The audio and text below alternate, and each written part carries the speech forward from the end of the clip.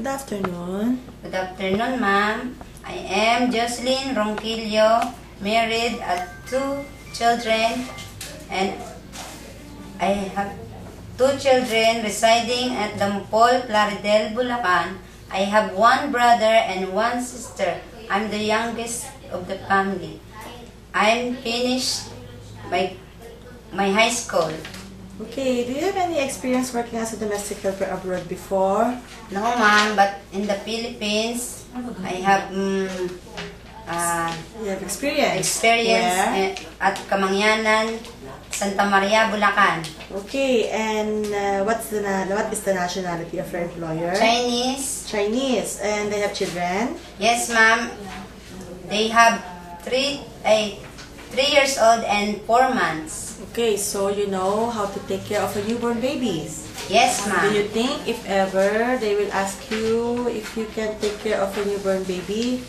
Yes, ma'am. Are you sure? Yes, Because you're ma'am. already a mother, right? Yes, so at least you are experienced. Yes, And why do you want to work in Hong Kong?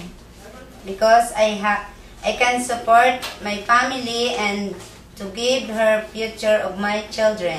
Okay, to give good future so you can bring them to a good school, right? Yes, ma'am. Okay, and do you think you can finish your contract if ever you're going to work in Hong Kong? Yes, ma'am. I promise. Okay, and how about the extension? Are you willing to extend if ever they will ask you for the extension? Yes, ma'am. If she can. Okay, and how about the day off? Are you willing to accept day off set by your employer? Yes, ma'am. Even they will tell you that your day off will be on, for example, a Wednesday or Thursday and not on Saturday and Sunday.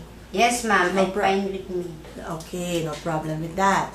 And can you tell me how to take care of children? Yes, ma'am. I take care of their children to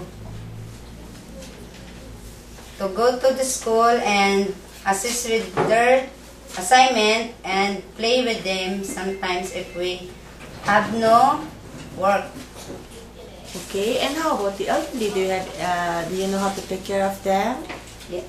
But ma'am, Elderly. Do you Yes, know how ma'am. Okay, can you tell me how? every time when I taking the bath and I changing the clothes and take her to have a medicine already. Okay, and are you patient in taking care of them? Yes, ma'am. Okay, and how about marketing? Can you do that? Yes, ma'am. Even alone? Yes, ma'am. Okay, and can you sing a nursery rhyme? Yes, ma'am. Okay. 1 little 2, 1 little 2, little 3 Indian.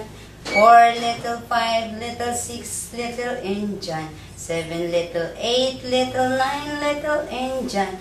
10 little Indian boys. Thank you. And also with the children, you are patient in taking care of them? Yes, ma'am. Okay, and can you give me your short message for your future employer?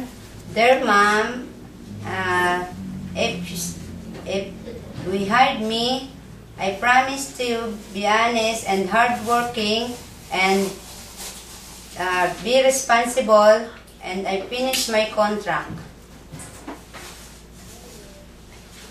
Thank you.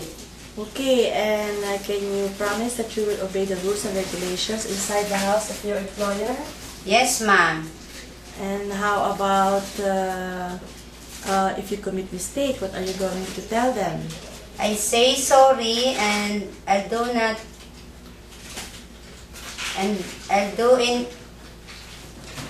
do again. I will do it again. You will do it again, or you mean I will do it again. Maybe you mean, because you're nodding, maybe you mean I don't do it again. Yes, ma'am. If you commit mistake, what are you going to tell your employer?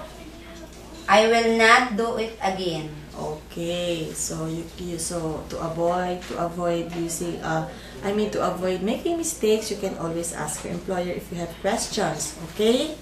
Yes, ma'am. Okay. And how about electrical appliances inside the house? Yes, ma'am. I can operate washing machine, vacuum cleaner, oven toaster, and rice cooker. Okay, and how about pets? Do you love pets?